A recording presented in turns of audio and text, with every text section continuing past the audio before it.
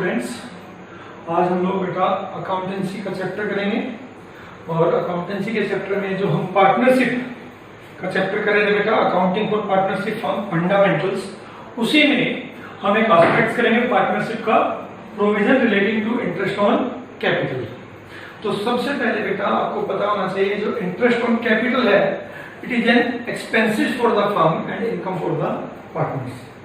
But provision for interest on capital के कई सारे ट्रीटमेंट है और वो सारे ट्रीटमेंट हमें समझने की कोशिश करनी है। तो सबसे पहला केस है बेटा इंटरेस्ट ऑन कैपिटल को लेके कि when there is no partnership deed, कि पार्टनर्स के बीच में कोई पार्टनरशिप डीड नहीं है, या फिर no interest on capital is provided in the partnership deed, यानी पार्टनरशिप डीड है बट उनके बीच में पार्टनरशिप डीड को लेके इंटरेस्ट ऑन कैपिटल को लेके पार्टनरशिप डीड में कोई प्रोविजन नहीं है। पहला केस समझिए, when there is no partnership deed, या फिर पार्टनरशिप डीड है but there is no interest on capital is provided, कि कोई प्रोविजन नहीं है कि इंटरेस्ट ऑन कैपिटल आपको प्रोवाइड करना है। तो in this case no interest on capital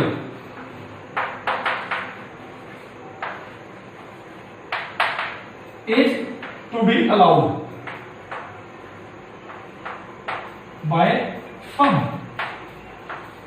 इस केस में फर्म कोई भी इंटरेस्ट ऑन कैपिटल नहीं देगी। यानी पहला केस जब पार्टनरशिप डीड ना हो, क्योंकि उस टाइम पे पार्टनरशिप एक्ट 1932 लगेगा बेटा, और अकॉर्डिंग टू पार्टनरशिप एक्ट 1932 अगर पार्टनरशिप डीड नहीं है तो किसी भी पार्टनर को इंटरेस्ट ऑन कैपिटल नहीं दिया जाता।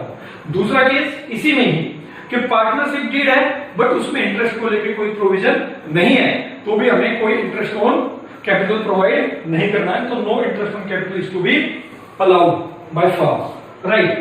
मैं हटा देता हूं। इसके बाद बेटा सेकंड केस बहुत important case, when partnership did provide for interest on capital but silent on whether interest is a charge और एप्रोप्रिएशन। ज्यादातर क्वेश्चंस आपको ऐसे मिलेंगे जिसमें केवल लिखा होगा कि भैया पार्टनर्स को इंटरेस्ट ऑन कैपिटल प्रोवाइड करना है, बस। इसके बाद आपको कुछ नहीं लिखा है कि उसको आपको एप्रोप्रिएशंस मानना है या फिर चार्ज मानना है। तो उस केस में सबसे पहली जो चीज ध्यान रखनी बेटा कि अगर पार्टनरशिप डीड में इंटरेस्ट ऑन कैपिटल का प्रोविजन है तो interest on capital will be treated as appropriations.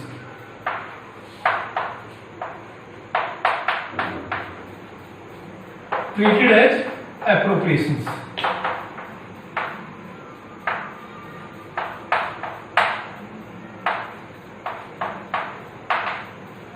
Appropriations हो रहेगा। इसका मतलब है कि अगर पार्टनरशिप डीड में प्रोविजन है तो अगर प्रॉफिट हुआ तो ही इंटरेस्ट ऑन कैपिटल मिलेगा, इंटरेस्ट ऑन कैपिटल अगर लॉस है तो नहीं दिया जाता है। तो इसमें पहला केस यही है। सबसे पहला व्हेन देयर इज लॉस, तो no interest on capital to be allowed, no interest on capital to be allowed. आपको इंटरेस्ट ऑन कैपिटल देना ही नहीं है, ठीक है, क्योंकि आपको केवल ये बोला गया कि इंटरेस्ट ऑन कैपिटल देना है और कुछ नहीं बोला क्या मानना है। तो हम इसको एप्रोप्रिएशंस मानेंगे। एप्रोप्रिएशंस का मतलब होता है distribution of profit among the partner, but आपके पास प्रॉफिट नहीं है तो आप उनको इंटरेस्ट भी प्रोवाइड नहीं करोगे। Second case, when there is profit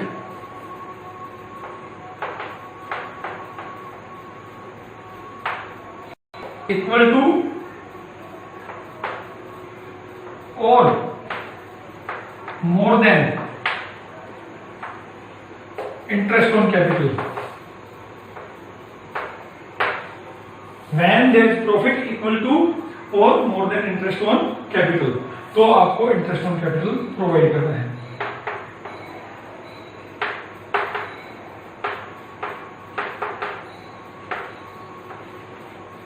C case आता है कि प्रॉफिट है but less than interest on capital है।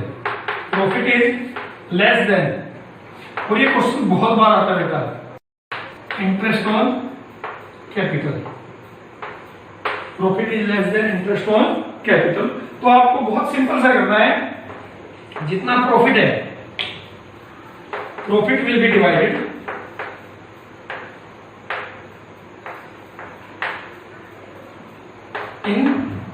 Capital ratio, profit will be divided in capital ratio. ये अभी मैं आपको बताऊंगा कैसे करना है। तो सबसे पहली चीज, when partnership deed provide for interest on capital but silent on whether interest is a charge और एप्रोप्रिएशन। तो सबसे पहली चीज ध्यान रखनी है कि हमें एप्रोप्रिएशन मानना है। तो उसमें भी फिर 3 अलग अलग केस बनते हैं। एप्रोप्रिएशन में अगर आपका लॉस है तो no interest on capital is allowed, no interest on capital is allowed. दूसरा, when there is a profit equal to or more than interest on capital, तो हमें इंटरेस्ट ऑन कैपिटल प्रोवाइड करना है। अगर प्रॉफिट ज्यादा है तो इंटरेस्ट ऑन कैपिटल प्रोवाइड करने के बाद जो प्रॉफिट बचेगा उसको प्रॉफिट शेयरिंग रेशियो में बांट देंगे।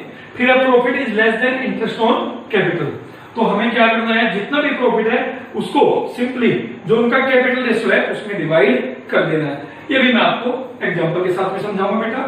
फिर इसके बाद तीसरा केस इसमें आपको मिल सकता है, when partnership did provide interest on capital and it will be treated as charge. When partnership did provide interest on capital as charge, so in this case firm have to provide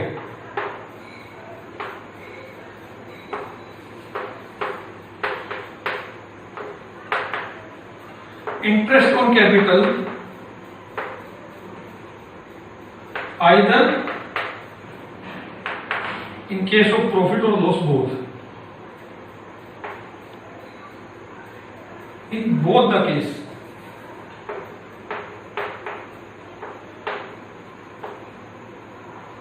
of profit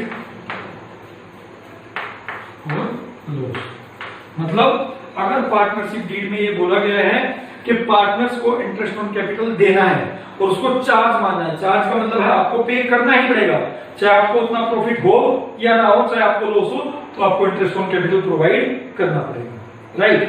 तो बेटा सबसे पहले एक question दे लेके मैं आपको सारे case समझाने की कोशिश करता हूं।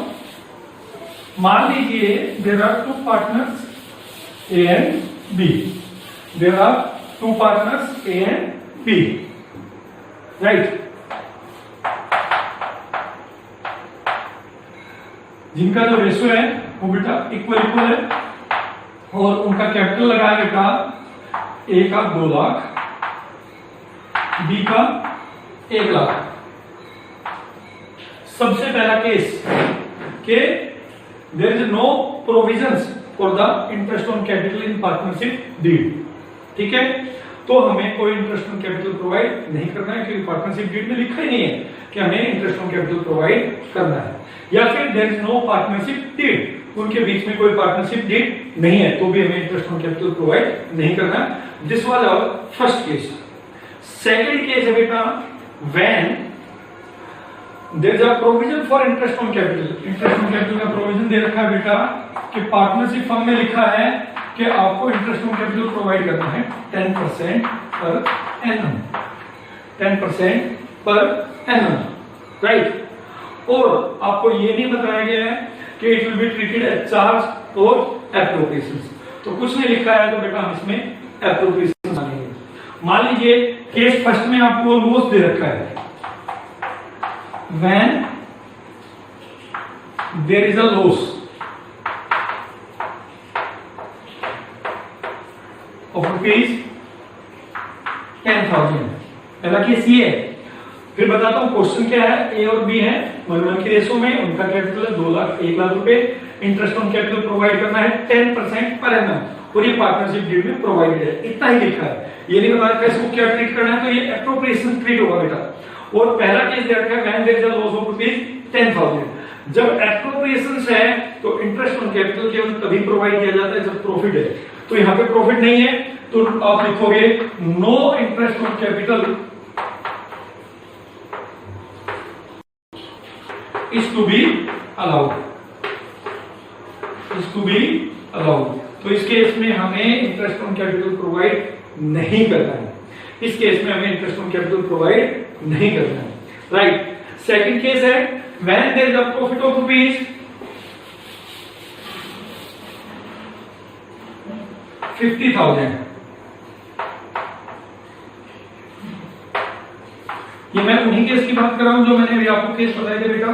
तो दूसरा केस था when profit is more than or equal to interest on capital, right. तो यहाँ पे हमारा प्रॉफिट है 50,000 रुपए। अब इंटरेस्ट ऑन कैपिटल हमें प्रोवाइड करना है 10% ए को और बी को, राइट। और कैपिटल है 2 लाख और 1 लाख। तो यहाँ पे हमारा जो इंटरेस्ट ऑन कैपिटल बनता है वो 30,000 बनता है। तो इस केस में हम P&L एप्रोप्रिएशन अकाउंट बनाएंगे।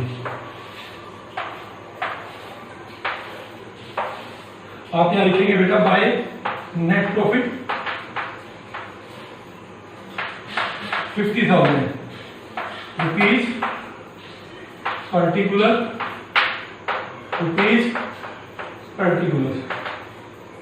P&L appropriations amount for the year end।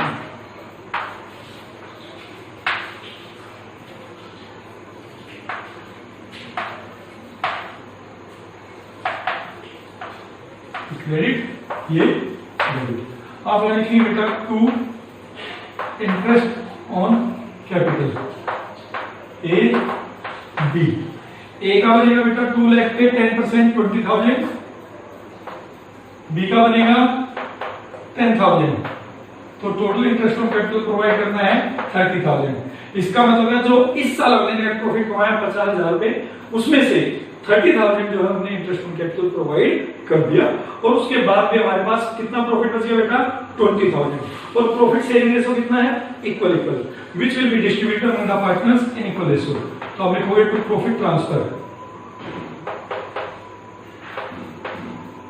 To capital account या करंट अकाउंट जैसा भी केस हो ए बी। ठीक है, 30 चला गया, हमारे पास 20 बचा। तो ए को 20 का आधा मिलेगा, बी को भी 20 का हाफ मिलेगा और इट विल बिकेम 20,000 और आपका ये अकाउंट बंद हो जाएगा 50,000 और 50,000 ऐसे। This is called P&L appropriations account, right. ये आपका बेटा केस सेकंड था, जब आपके पास प्रॉफिट आपका जो इक्वल या फिर उससे ज्यादा, हमने ज्यादा वाला केस किया। इक्वल होगा तो 30,000 वहां पे प्रॉफिट लिखोगे, 30,000 के और इंटरेस्ट ऑन कैपिटल दिया जाएगा। उसके बाद आपके पास कुछ प्रॉफिट बांटने के लिए